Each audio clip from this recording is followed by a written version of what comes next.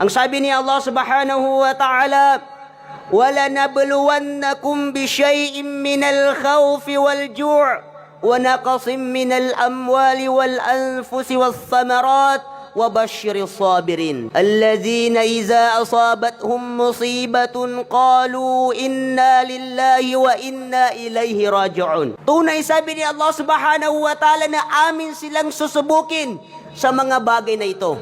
Unang-una sabi ni Allah subhanahu wa ta'ala, minal khawf. Magkaroon sila ng pangangamba o takot. Subhanallah. Yung pangamba at takot na dumarating sa buhay natin mga kapatid Islam, ito ay pagsubok mula kay Allah subhanahu wa ta'ala.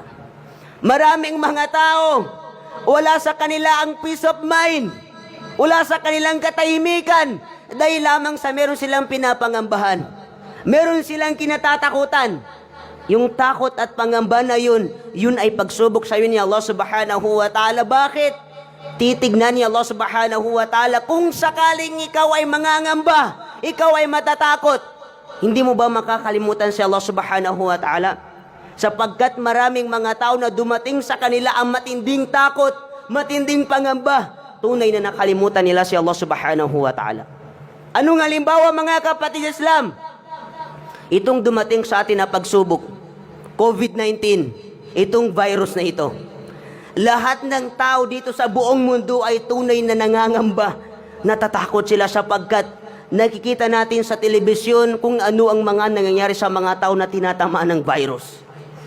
Sa pagsubok na ito na pinadala sa atin ni Allah subhanahu wa ta'ala, sinubukan tayo ni Allah subhanahu wa ta'ala kung maalala ba natin si Allah subhanahu wa ta'ala.